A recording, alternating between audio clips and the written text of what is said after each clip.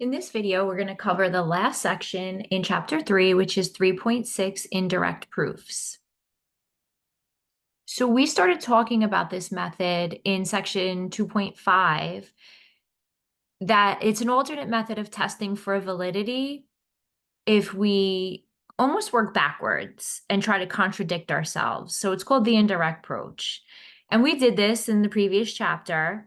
So what we were doing was we were assuming that the argument is invalid, right? So we were stating right off the bat that the premises are true, but the conclusion is false. And then we were trying to contradict ourselves along the way. And if that's true, that we're able to contradict ourselves, then the argument's valid, right? Because we're assuming off the bat that it's invalid, but if a contradiction arises, then we just showed that the argument's valid. So we're going to proceed the same way in these formal proofs. We're going to assume that the conclusion is false. And we're not allowed to write any false statement in a formal proof. So what we're going to do is we're going to assume the negation of the conclusion is true, right? Because we're starting off in our head saying, okay, the conclusion is false, but if we negate that false statement, then it's true, right? So if we're able to go through the process and generate a contradiction, then the conclusion must have been true to begin with, and then the argument's valid. So the technique that we're going to use in this section is called the assumption for the indirect proof, and it's abbreviated AIP. So the assumption for the indirect proof. And this can be employed regardless of the form of the conclusion. So it doesn't have to be a conditional. It doesn't have to be, like when we were using the conditional proof method, your conclusion had to be a conditional statement, but the conclusion of the argument can be anything. It could be a simple sentence, any compound statement, including a conditional. So there's no limitations. So the best way is just to proceed with an example. So let's look at this first example. We want to construct a formal proof for this valid argument. So we have three premises here and a conclusion. And normally, so let me just write down my first step, right, to set up the table with my statements and my reasons. Normally, we try and start with a premise, right? And then see if we could go from there by, using other premises and coming up with more true statements. But I'm examining my premises here, and there's really not much I could do. There's no equivalencies that I could use. Nothing really with valid argument forms, right? So I think I'm just going to start by assuming that the conclusion is false and that the negation of the conclusion is true, right? So if the conclusion is Q or S, and we're assuming it's false, then not Q or S would be true, right? So we're going to start off right off the bat with assumption for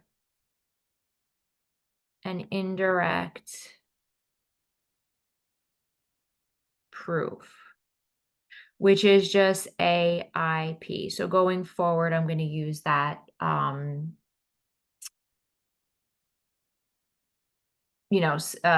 just going to simplify it and use AIP. So now I'm thinking, all right, if my first statement is not Q or S, why don't we use De Morgan's, right? That's the negation of Q or S. So of not Q or S, right? It's the negation. So I'm going to have not Q and not S according to De Morgan's, right? For statement 1.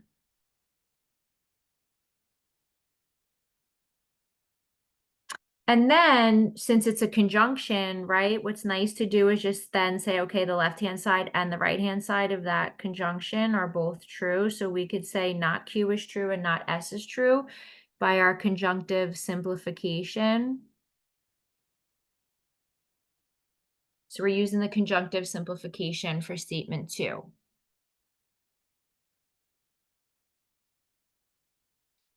And then this is letting me think, okay, well, I'm going to use P implies Q. That premise we know is true. And the reason I'm using that is because you see in 3, I have not Q, and I'm thinking modus tollens, right? So for 6, if I use 3 and 5, because 3 is the negation of the right-hand side of 5, right? Then I'm going to end up with not P based on modus tollens for 3 and 6. I'm sorry, 3 and 5. So we use the third premise. And then I'm thinking, all right,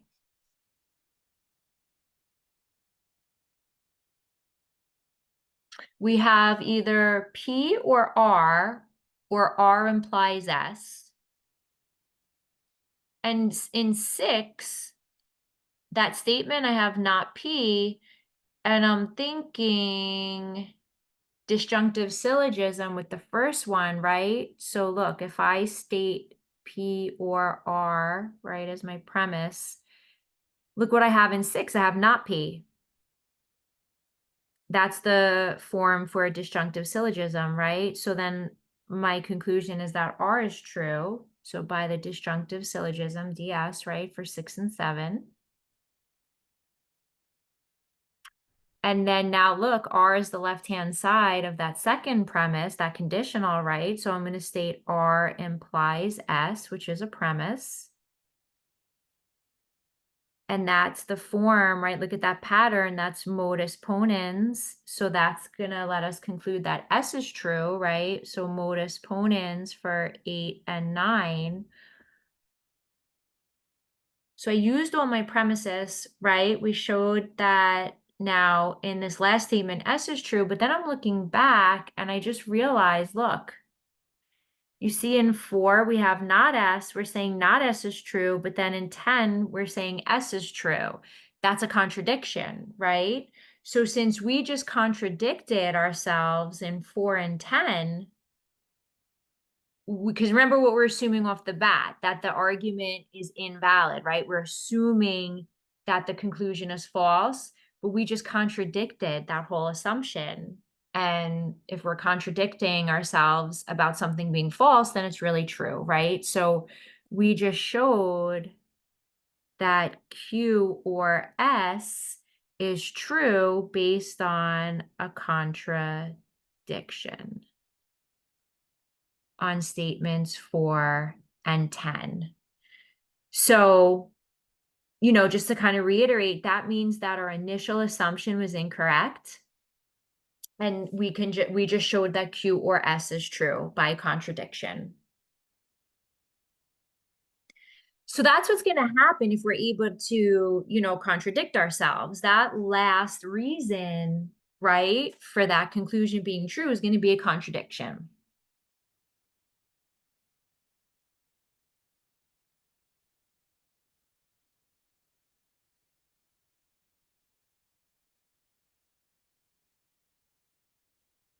Just looking at how much room I have. Okay, so let's look at the next one. And I'm just going to we'll start up here. So for this one, we'll start here with statement and reasons.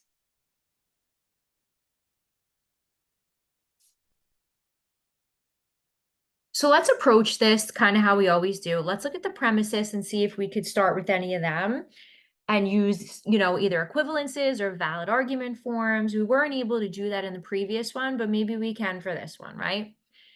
I have 4 premises and I see that if I use the second and the fourth one, I have the disjunctive syllogism that I could apply, right? So look. So for number 1, I'm going to state N. And then for statement 2, I'm going to state M or not N, right? So far we just used 2 premises. One's a disjunction, and then the other one's a simple statement, but a negation of one of the sides, right? It's N and not N. So I can conclude that M is true by the disjunctive syllogism on statements 1 and 2. And then I see M is the left-hand side of that first premise in a conditional statement. So I'm thinking modus ponens. So I'm going to write as statement 4, M implies not P implies Q. So that's a premise. And then, like we said, if I use modus ponens on 3 and 4, I'm going to be left with the right-hand side of 4, which is not P implies Q. So that was modus ponens on statements 3 and 4. So now I'm looking from here, can we tie in the third premise, R implies not P, into here and come up with some sort of true statement that's going to help us show that the conclusion is true, right? But we're kind of stuck here because I have a conditional, R implies not P. But even if I did an equivalence on that, I don't have another statement that includes R and P. So I'm thinking at this point, since we're kind of stuck, right? Let's use the assumption for the indirect proof. So let's assume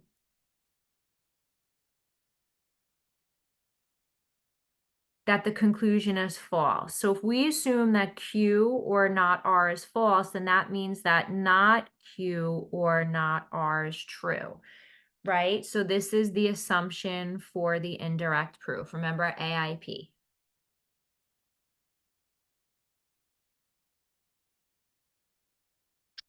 So that's the negation of a disjunction. So I'm going to apply De Morgan's. Let's negate it, right? So I'm going to have not Q and not R, which is R. So this is De Morgan's on statement 6.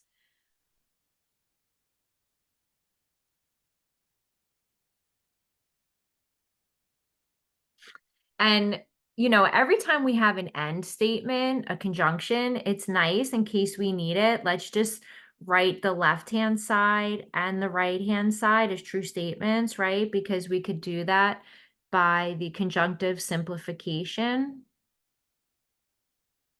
So that's on 7, right? Conjunctive simplification on statement 7. So if not Q and R is true, then we could say that not Q is true and R is true. And that might be helpful, right?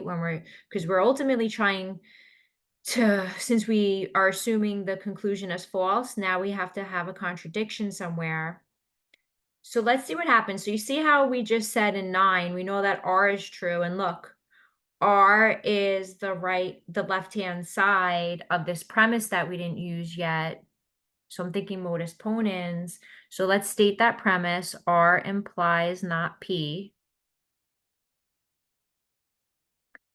And then if we use modus ponens on 9 and 10, we could state not P is true. So modus ponens on 9 and 10.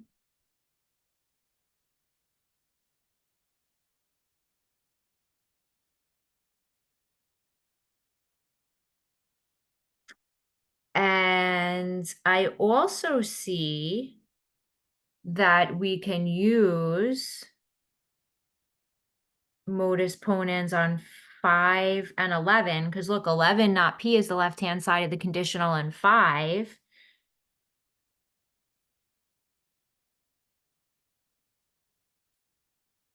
So we would end up with Q as being true, right? So modus ponens on 5 and 11.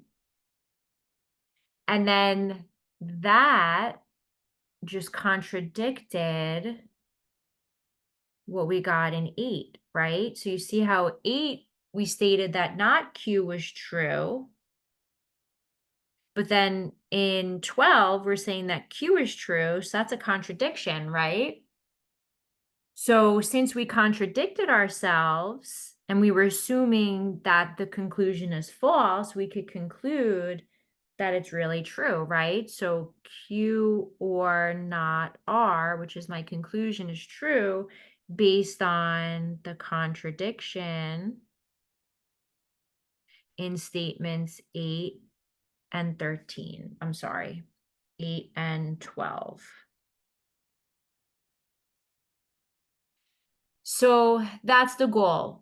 when we're using the assumption for an indirect proof, right? So if we're gonna assume that the conclusion is false, we're gonna hit a contradiction somewhere, right? If the argument is valid, which it should be if we're, trying to show, a formal proof.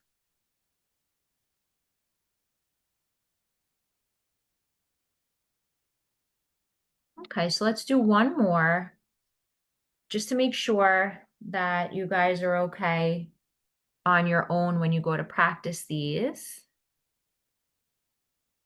So I'm going to start up here. So we have statement and then reasons. All right, so I'm looking at this argument. I have three premises: a conditional, a disjunction, another conditional. I don't have any simple arguments or simple statements that I could start with. I'm looking to see if I could use any equivalences. Doesn't look like it. No valid argument forms like modus ponens or disjunctive syllogism or anything like that. I don't have an end statement that I could even, use the conjunctive simplification. So I'm thinking, let's just assume that the conclusion is false.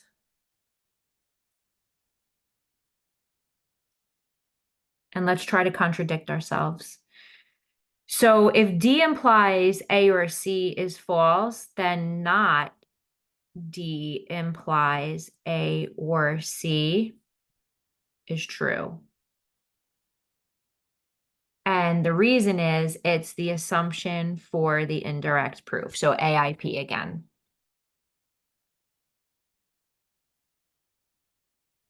So that's the negation of a conditional statement. So we might as well just negate it, right? What's that equivalent to? So that's going to be equivalent to, if I use my negation of a conditional, right? That's D and not A or C, right? So that's the conditional negation, CN, on statement 1.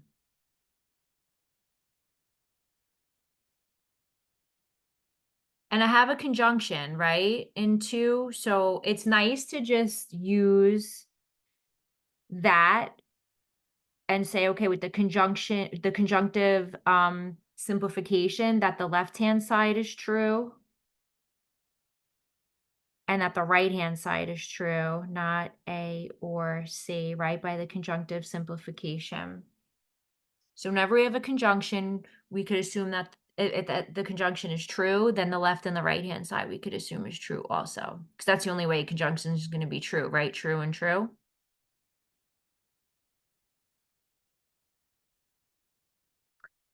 And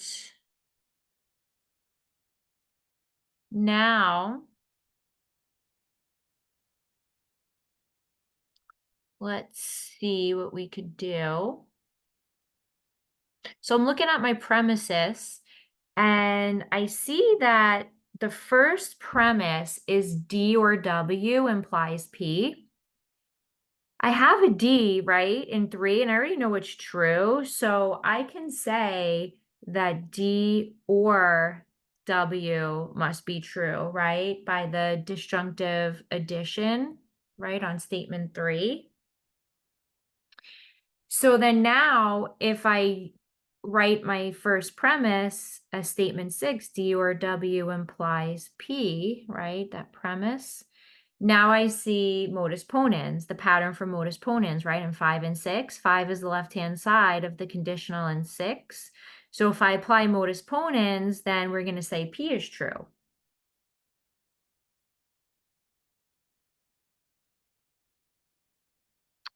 And then I see in premise 2, it's a disjunction, and the right-hand side is not P. So I'm thinking my disjunctive syllogism. So I'm going to state premise 2. So we have A or K or not P, right? That's a premise.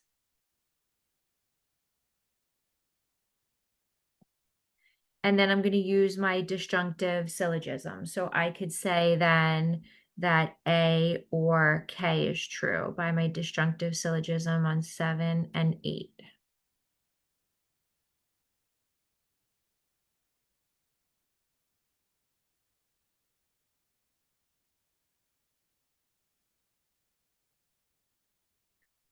So what's left? The third premise, K implies C.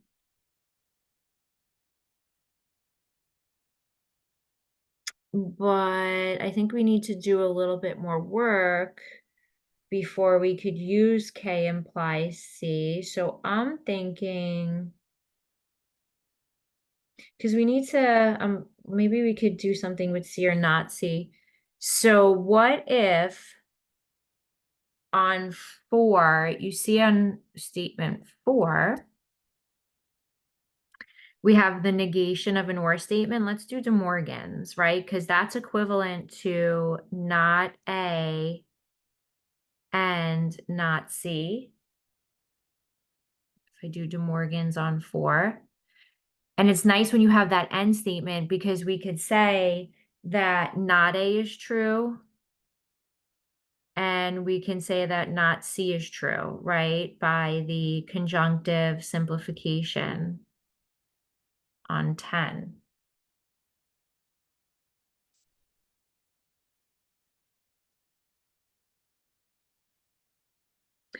And then now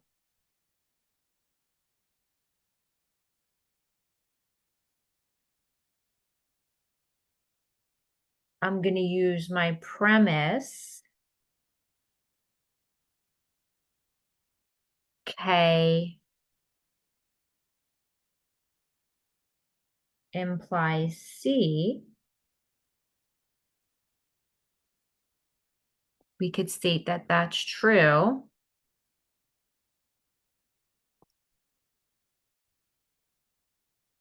And I'm looking and I see that because 12 we have not C, but then I'm thinking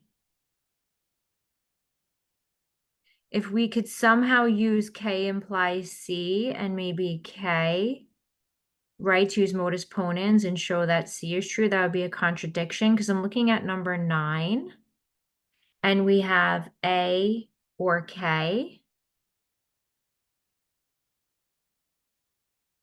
And then in 11, we have not A. So I could use my disjunctive syllogism again and state that K is true, right, based on that. So why don't we continue over here? So statement and reason. So we're up to number, here, let me just spread that out a little bit. Actually, you know what? Let's continue up here. So we have statement and reason. So based on 9 and 11, we have A or K and not A, right? That's my disjunctive syllogism. So we could say for number 14 that K is true. So that's the disjunctive syllogism on 9 and 11. And then now look at 13 and 14. We have K implies C and then K, which is the left-hand side, right? So I could use modus ponens to say that C is true. So modus ponens on 13 and 14. But then I realized we just made a contradiction, right? Because look, we're saying C is true in 15, but then we said in 12, not C is true. So we just contradicted ourselves.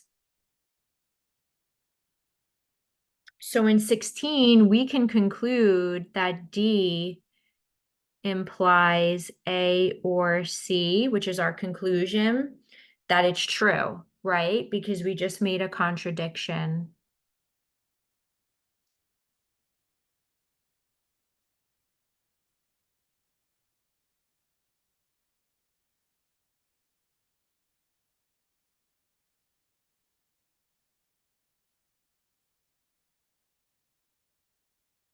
So my reason for 16 is a contradiction of statements 12 and 15. So we contradicted ourselves on the assumption, right, that the argument's invalid because the conclusion is false. So we could assume that the conclusion is true because of that contradiction. And that concludes that proof. So like I keep, saying, some of them are longer, some of them are shorter, some you kind of have to think a little bit more, right? But I think at this point, since 3.1 through 3.6, we did a lot of these formal proofs, right? So I tried to incorporate all different scenarios, valid argument forms, equivalences, using the indirect approach, right? And then the conditional proof approach. So now really it's just about practice. So you're ready to, complete the 3.6 homework. It's going to be very similar to these three that we just practiced.